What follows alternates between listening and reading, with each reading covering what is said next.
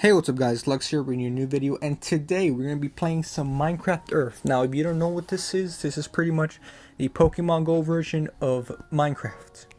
It's an app you can download in pretty much any cellular device, so feel free to. Not sponsored obviously, I mean who's going to pay me money. But anyways, I decided to give this a go because I did play Pokemon Go back in the day. It was my most viewed video, I believe, me going to Six Flags for quite a while until, you know, I started doing Lego. But don't watch it. It's awful. It's awful. Will this one be awful? Probably. But I decided to try this out. When I saw the trailer, I thought it looked interesting, and I've already been playing it for a little bit. I haven't made too much progression. At least I don't think so, because I'm still like learning as I'm going. I haven't looked at any videos or anything. I'm gonna show you pretty much the basic functions that I am aware of, and we'll go from there. So first of all, obviously, as you can see, the background, the main gameplay, it kind of looks like Pokemon Go with the green surface area, if you know what I'm saying. But here, what you do is pretty much go around and you start collecting things. Instead of Pokemon, you basically collect materials and also mobs, which I will show you right now. For instance, this sheep. If I press on the sheep and I keep spamming / tapping on it, I collect it in a chest, and the chest is actually my inventory. As you can see here, I've been collecting, and I don't have too many like interesting things. I think the only, in the top left corner, you can see a repeater, and if you look closely, it's highlighted by a purple cube. Then the items next to it are surrounded by a light blue cube, then green until we get to gray. This is pretty much the rarity of items. There's like, the closest thing I can relate it to is supply drops. You click on something, you start opening it, and you get drops pretty much. Now it's not like you can buy them. It's not those type of microtransactions, but this game does have microtransactions. I'll get into that in a bit. So pretty much this is what I've been collecting. I have a bunch of mobs. I have a bunch of grass and random stuff that wouldn't be useful in game, to be honest. But as you can see down here, as I'm clicking on it, I have a hotbar. Here I've made a stone sword, stone pickaxe, and stone axe so far. It's not too hard to make. Just really punch trees, and at an extent, just punch cobble. Like, you see this little stone structure right here? If I just keep tapping on it, as you can see here, common mushroom, common cobblestone. And this is pretty much what you do with anything you find. Now this one's blue. That's because it contains a rare item, which is andesite. I think that's what it was. Which I don't know anyone who would put that in a rare category, but yeah, that's pretty much it. Like, no supply drops pretty much, just scattered around the world. And you go around collecting. Now the whole point of collecting is obviously to build up your inventory. Then, in a part that I haven't gone to just quite yet or understanding, is you can build your own lots or like little areas and mark places around the world, or in this case around my neighborhood, since I'm not moving too much. Let me show you the basic microtransactions of this game. As you can see here are build plates. This is pretty much like pre-built structures you can purchase or unlock. In my case, these are free ones. You unlock as you level up, which is pretty good. There's some neat little structures here, not too special. As you can see up here, it says more in stores. So if I click that, here are more structures I can unlock with what were these called? Rubies. And I really like the village one, but unfortunately it costs 375 rubies, which in real life money would be what?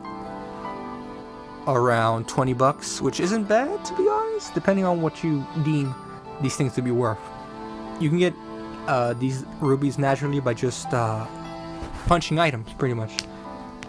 I get them randomly from opening. They're not too common, but they can be there. Here we have the crafting station and the melting station, or smelting. Right now I don't have anything to smelt. I mean, I can smelt glass and what's it called, cobblestone into stone, but I don't see a reason of doing that quite yet. I might do it, but over here I can craft a lot of more different things. Obviously you can craft like pretty much anything in the game, just depending on the minerals you find. I haven't ran into any mobs yet, but I have found dungeons. I have not entered any dungeons yet, because I want to save that for videos, and there's not really that many in my area. In my college campus though, they're chock full of them, and no one has explored them yet. It tells you there that it's never been entered before, and be the first. Just pretty much encouraging you to enter it yourself. Here I'm collecting my shovel, which I crafted. This little cube up here is where you collect the items that you've been crafting. How you craft is pretty much, here are the things you can make, and depending on what you want to make, you just put it in the crafting table. Here, stone sword, you know how it's made. If you know what materials you need, just click on it and craft it, or it tells you down there in the little bottom the ingredients. Now depending on each material, it gives a certain amount of time for it to be made. Like right here, this hoe will take 3 minutes and 30 seconds to craft, which I was not aware of until a little bit later. So yeah, it took me a little bit because the sword is 3 whole minutes. That's something to keep in mind if you want to craft items. It does take time. It's not the worst thing in the world. Like, it's not a ton of time, but as you progress with better tools, it does start increasing time-wise. Like a diamond sword is what, half an hour? 5 hours? Never mind. It's 5 hours.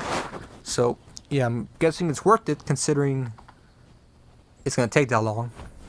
You can obviously increase the progression or just skip it in general by using gems, the little rubies I was talking about, but I'm just gonna save those up for now. At least that's what I'm planning to do until I find a better use for them or save them up. I don't know. We're gonna see. We are gonna see. There are also a bunch of chests like laid out around the map. As you can see, there's a chest all the way over there. I'm gonna see if I can zoom in. Maybe you can see it, maybe you can't.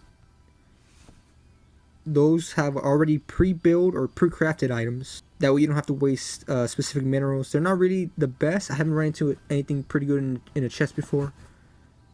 But that's something you can get. An example of something you can unlock. Speaking of mobs, I didn't really explain last time. But again, you just tap on them and you get the mob for some reason. Chickens are especially useful because you get feathers out of them, not just the mob itself. Now let me show you the mobs. Like I say, you collect them. I don't know the sole purpose yet. I'm pretty sure it's just to make your lot or your pre-built structure look nice, just scattering them around. There's also new mobs that are not even in the core game of Minecraft, like this guy. It's a Luckz apparently. It's obviously it's a mix of a mushroom and a chicken, or just a chicken with mushrooms growing on it. How you acquire these, if you're curious, is I just started tapping on a regular chicken and it started glowing a different color. Every mob you see here is a common mob. All of these, as you can see, because it has a gray square around it.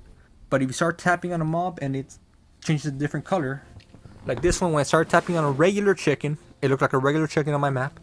It was the color blue behind it, indicating its rarity, and it turned out to be this, what it's called, Luckz. There you go. These rabbits, you can't find them naturally, like just laying around in the map. At least I haven't seen them. I get them from destroying grass structures or little hills. You can get rabbits from there, I guess. You destroy their home and now you own them, which is really nice, I guess. And obviously you get flowers and seeds from that as well, which I'm sure they're something to do with building a lot, but I have yet to do that. You also have challenges here, daily challenges, probably weekly challenges as well. Yep, here we go. Here's some weekly challenges. And here's some challenges I have already completed. I just want to show you guys, that's why I haven't collected them. Like this one, leveling up to level 3 gives you more XP. Hey, give me this freaking XP. And even more XP. Here, collecting wood, I'm sure I'm gonna get quite a bit of progress. Craft 40 wood planks. Now I can do that challenge pretty easily. As you can see here, I leveled up. And now I unlocked a new building lot pretty much. I think it was the sand one that we were looking at earlier. Oh no, it's just a different one with a chicken. You can just place those lots wherever you want around the world pretty much. And pretty much have it like that. I already built one of these. It does cost minerals, but honestly it didn't take that much for this specific one up here.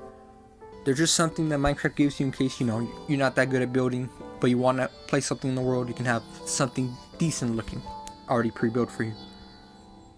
I'll get into that a lot, at least not those default ones. What I really want is the, as you can see here, I unlocked new areas as well, What I wanted was the pig one, this little village, sleepy village. That one looks nice.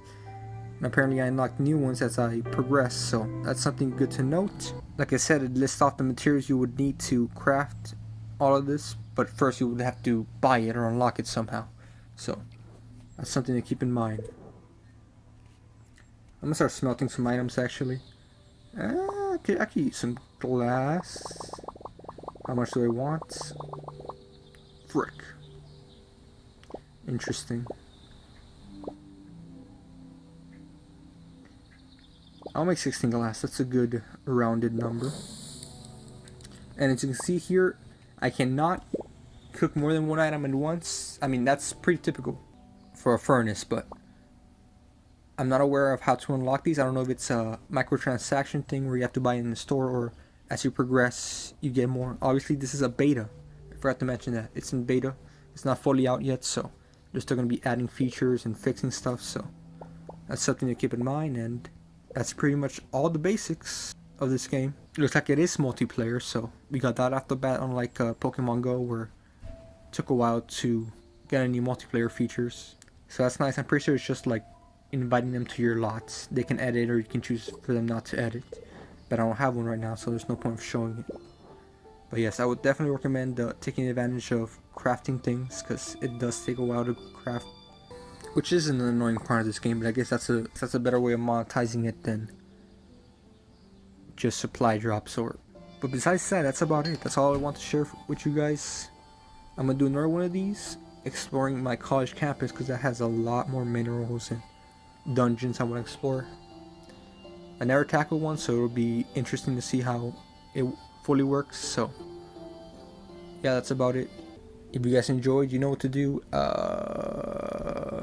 Goodbye. Hey guys, quick little segment at the end. As you can see, over 80% of the viewers on the channel aren't subscribed, and with the new FTC stuff coming up, my videos won't really get recommended, or maybe not even get comments anymore. I don't know. It's uncertain at the moment, but you know, if you don't want to miss any of that, feel free to subscribe. I usually never ask for subscribers, but you know, if you're interested, go ahead. Okay, that's it. Have a nice day.